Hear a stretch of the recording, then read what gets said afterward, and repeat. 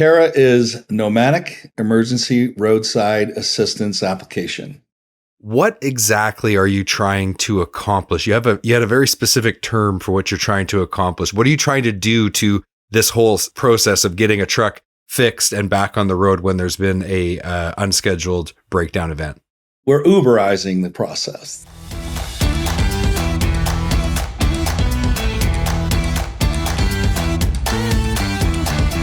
When you're in the parts business, especially when you're first being trained, it's almost beat into your head. You've got to get the parts to the customer as quickly as possible, because normally they're not just ordering parts for the fun of it. They've got a piece of equipment or a truck that's down and they need to fix that vehicle and get it back on the road.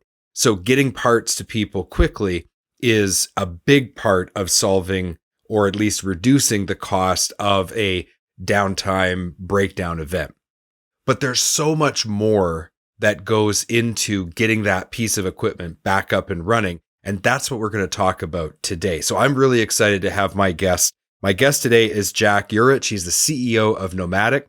And Jack is a 36-year veteran of the technology industry. He's got experience both in hardware and software. And Jack is a very mission-focused CEO. So his mission is to transform how clients interact with their employees, their customers, and suppliers by eliminating all the friction of manual paper processes and multiple software applications. So Jack is a man on a mission, and we're glad to have him on the Heavy Duty Parts Report. Jack, welcome to our show. So glad to have you here. Glad to be here, Jamie. My pleasure. Thanks for having me. So let's talk a little bit about the scenario that I talked about in the intro. So we've got a truck, it's broken down on the side of the highway. Historically, what has been the experience? And we're going to go through kind of each stakeholder in getting this truck back up and running. So let's start with the driver first of all. Historically, what has been their experience when they break down? What are some of the pain points that they have experienced? So from what I have learned and what we've been learning over the last 3 years, focusing on this, is that number one, if it's an owner operator, he's on his own. And so he can't really count on where he's going to break down. So he's got to go Google search, or he's got to go to some other platform or someplace to find a technician, unless he's got a list in that area.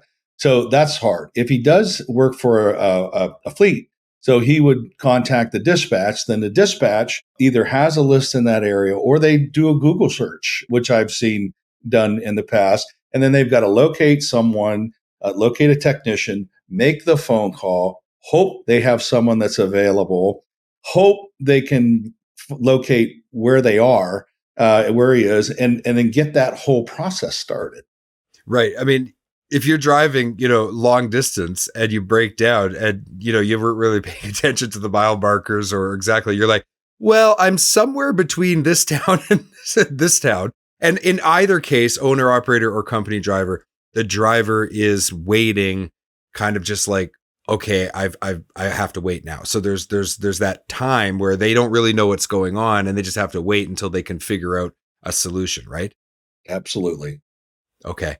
So let's talk a little bit about the dispatcher and their experience. So they are in the process of working and doing what dispatchers do during the day. I know dispatchers, they're very, very busy people. And all of a sudden, one of their drivers is broken down. So like, if we kind of follow that logic chain out, okay, so they're going to do the Google search, they're going to be looking. This is probably pretty disruptive to the dispatcher's day. Oh, absolutely. And because there's all of those coordinates you have to immediately set in your mind of, okay, who, what, when, all of those different things. And they've got to have their access to their list to get, because time is money. The operation is to get a hold of a company, a service company, or the mechanic who can get out there and fix that truck or, get it towed to wherever it needs to go. And so the dispatcher is really wearing a lot of hats in this situation, because they're having to communicate with the truck driver as well as with the service company. And, the service company might have multiple techs out, to doing the work, and they're just trying to coordinate it all together. It's very, very hard job.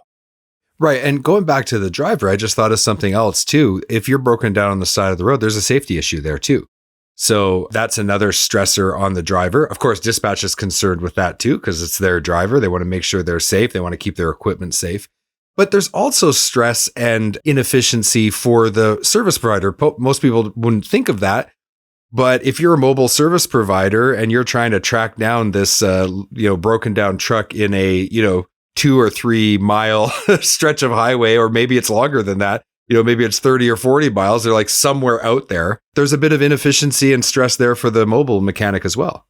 It's a very dangerous situation. It really is, that the technicians and the driver, it's anything can happen.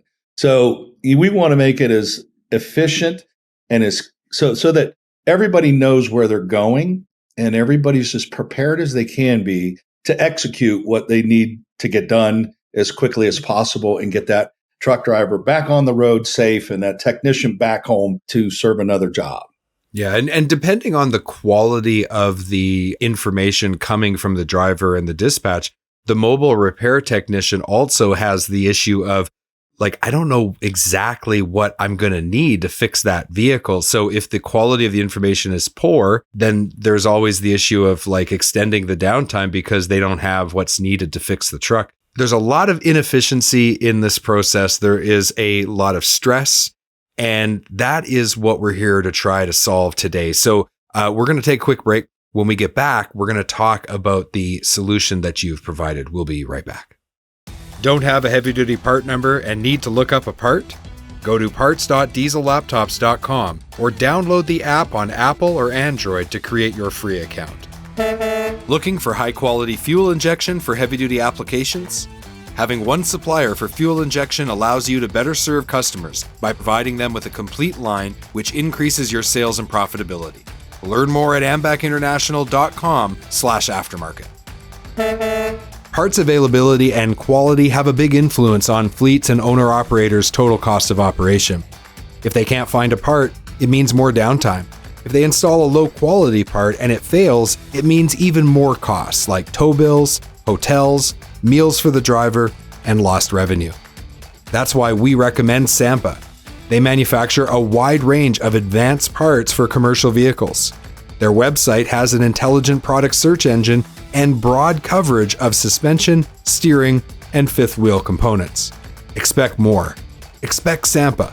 Visit sampa.com today. We're back from the break, and before the break, we were talking about the historical situation of what the experience has been for truck driver, dispatcher, and mobile repair technician when there is a roadside event where a truck has broken down or trailer has broken down. Jack, you've spent a few years now looking at this problem and coming up with a solution. So first of all, could you tell us what the acronym K.E.R.A.A stands for? Absolutely. K.E.R.A.A is Nomadic Emergency Roadside Assistance Application. Awesome. Okay. Now, as you built out this application, what exactly are you trying to accomplish? You had a very specific term for what you're trying to accomplish. What are you trying to do to this whole process of getting a truck fixed and back on the road when there's been a unscheduled breakdown event? We're Uberizing the process. And that's a word we've heard a lot of clients speak. And so we borrowed it because that's the way they were speaking.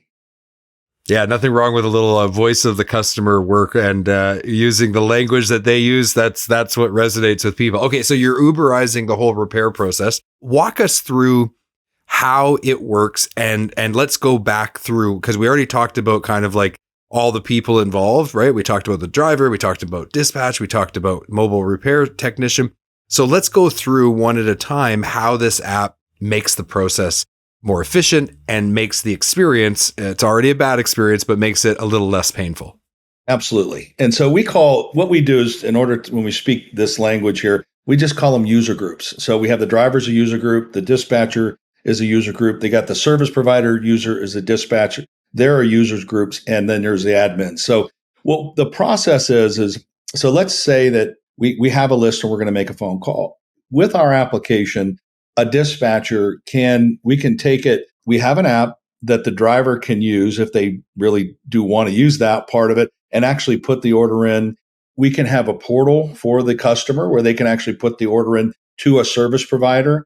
or they can make a phone call, or or any other ways. Any way that the work order can get started, that we'll get it started. So the dispatcher or the person receiving at the service provider, the mechanic or the service company that's going to find a dispatcher, they would start the work order. If you have existing customers that are repetitive, you would already have a lot of the information that will populate in the app.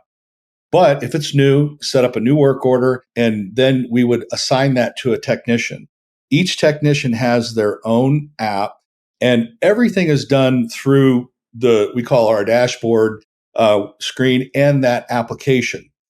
So once the technician is assigned the job and they accept it, we can then send a text to the driver, and that driver can and we can send that link to the dispatcher and anybody else that wants to watch. They can see the technicians, like in an Uber, driving to that location. So there's peace of mind from the driver's side and the dispatcher. All those back and forth phone calls, hey, where's your tech, where's the tech, where's the tech, is eliminated through a visibility of right where they stand. And then the dispatcher, they have all the control right there. They know where the tech is. They know where the driver is. We can even geolocate the driver as well. That would be the main parts of the front end of this. That makes a lot of sense. Just the increase of visibility of the entire process. So I wanted to make sure I understood correctly. So typically speaking, how this will work is the service provider is usually the one that starts the work order. Like they've received a request from the fleet, like maybe it's the owner operator calling, or maybe it's the dispatcher from the fleet calling on behalf of the driver. The service provider starts the work order, and from there, that application is shared with the customer, who is the fleet or owner operator, and that's where the visibility really, really starts. Do I have that correct? Yes. So the service provider's technicians would have the app as well. So that, they're going to send that communication to the technician so they can get them to accept the work order. But that information, once that work order has been accepted, is now shared right back to the driver and both their dispatch. So now everyone involved, all the user groups, have complete visibility over where the service technician's happening. But things are dynamic and things change. So for example, like right now where I am, it's pretty cold and there's a heavy snowfall today. If you were in Arizona, Western Arizona or something, you might be in the desert where it's extremely hot in the summertime. Maybe the driver decides, you know what, I'm just going to walk, down a couple blocks or quarter of a mile here and going to go and get a coffee and get out of the weather. How does then the driver communicate and how does it improve the communication flow? Yeah, well, all they would have to do is the link that we send them would already have them geolocated. But then we also have a chat feature built in to the app between the dispatch and the service provider if they want to chat back and forth in order to keep track of where that driver is. Yeah, see, I think that's great because everybody texts, everybody's using their mobile device. So now you've just eliminated all those phone calls, all that back and forth. You don't have a service provider showing up where this is the driver, the truck is locked, all that stuff that has happened in the past where we just didn't have the technology to be able to communicate. You've activated that. What would you say is the economic impact on the fleet or the owner operator? How does this translate into reducing the cost of that unscheduled breakdown event? Well, the positioning is to optimizing the breakdown process from the service provider side. They're doing the heavy lifting here. And so what we've got to do is cut down on the back and forth phone calls. We've got to allow them to do their job quickly, have more information to get there faster with possibly more of the tools and items they need. So the app is going to cut down on that time, the traditional time it takes from phone call to a service provider that can come out and fix that truck or get them back up and running. And some of these are hours and hours of time waste, waiting for inefficiencies. Our goal is to try to keep them all within 90 minutes from the phone call. And so time is money, and they're delivering loads that are very worth a lot of money. And we want to get them back on the road as quickly as possible. The app will cut out a lot of the back and forth that's really wasting a lot of time, inefficiencies. That's more significant than maybe people realize on the surface. So, for example, let's say I broke down at 11 a.m. If I'm back up and running in 90 minutes, basically that's just like an extended lunch break. In the old system, with inefficiencies, with all of that, maybe it was 4 or 5 hours. Well, now it's like, you know what? I got to get a hotel. I got to, I'm not going to get to deliver the load now till the next day. The cost of that by shrinking the amount of time, maybe you can't change the purchase price of the parts needed to fix the truck or the labor time, but certainly the inefficiencies taken out of that and getting back on the road sooner has a big economic impact. That's really cool. Could you give us an example where one of your users of the platform was able to have a really great experience? Like, just tell us what the situation was and how did the app help? Sure, absolutely. So our first client has been, with us now for over 2 years, and they have had a very successful roadside repair company for over 30 years, a family-owned and operated organization.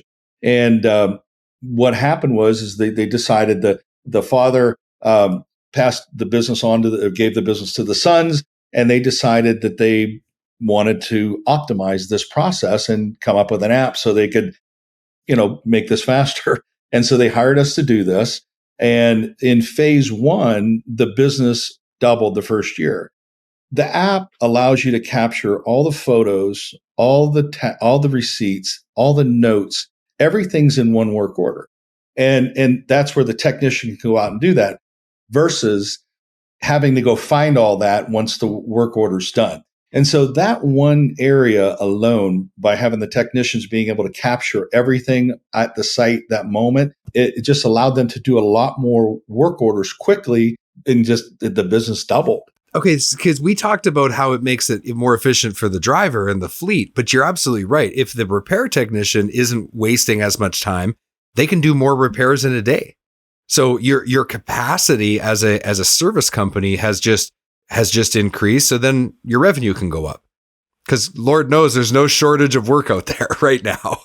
Right. There's just so many different, between texting and having to get there's requirements. Transportation companies have requirements, possibly before and after pictures, possibly for time. Everybody's scrutinizing the bill. The application for our technicians or our mechanics will timestamp the whole process. It will allow us to print a report for the customer with before and after pictures. All the requirements will be right there in the app that moment, instead of never getting it and possibly not getting paid because you didn't meet the transportation company's requirements. Yeah, that makes sense. As we all know in this industry, there is labor shortages at every major position, whether it's technicians, it's drivers. Even, if you look at the parts side of the business, we've got major issues. I think that the companies that deploy technology to make their customers more efficient are the companies that are going to really win the battleground of competition over the next, let's say, 5 to 10 years. And it sounds like your application is absolutely perfectly positioned to empower service shops to make the whole experience more efficient for their customers. And that's why, in your example case study, that's why they were able to double their business, because they were making their customers more efficient. Their customers were enjoying the process. Nobody likes a breakdown event. So if you can make it less painful, then it's going to go a long way. To your point, one of the things I wanted to talk about is, we'd like to take all of that friction out of the process, and that's our optimum goal. That's the mission. With when you have regular customers or good customers, that are calling, is we have a portal where the client can literally, and it's being done, can literally, send the order in, the work order for the breakdown through the system into the dispatch, and it shows up on the screen, and they've got as much data as possible right there. Then they can, without a phone call, without text, and we can chat on between the dispatcher from the transportation company to the service provider. So we're trying to break down all those barriers of time, and get that technician assigned and traveling to the location, letting that truck driver know that someone's on the way. Peace of mind, they're on the way, they're coming. I just wanted to kind of reiterate that part of it and not leave it out, is that we really do want to take as much of that human interaction out of there as possible. It's still necessary, but we want to streamline it. Right. And part of that streamlined process is going to affect parts, because I think that the better quality information you have before you leave to go repair and first of all, diagnose and then repair, the more information you have, the more prepared you can be as a service technician, and you can perhaps have the parts with you ready to go. That's also a reduction in inefficiency, because it saves having to drive back and go get parts that you needed, that you didn't know you needed because of a lack of information. So even from that perspective, I can see how it's going to impact the parts that you need, and that's going to make it more efficient as well. The parts are critical. And we all know that there's a shortage everywhere, all over with parts. What we're finding is with the application and with the data that our clients are collecting, they're able to plan better, and they can make sure that they have the top 10 stocked in the trucks, and have that ahead of time. The other part is getting paid for the parts with a breakdown. When a technician has to go buy the parts, all of that can be uploaded into the application and saved, so that tracking that and getting reimbursed for it financially is also a part of the application. You've been listening to the Heavy Duty Parts Report. I'm your host, Jamie Irvin, and we've been speaking with Jack K.E.R.A.A, the CEO of Knomatic. To learn more about Nomadic, you can visit nomadic.com. Now, if you go to the link in the show notes, it'll take you right through to the K.E.R.A.A page so that you can learn about the specific application that we've been talking about. Jack, thank you for being on the Heavy Duty Parts Reports. It was awesome to talk to you. Jamie, my pleasure. I appreciate you, and thanks for having me on.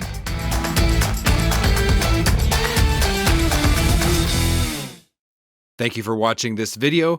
Click here to subscribe to the Heavy Duty Parts Report YouTube channel, and click here to watch another great episode.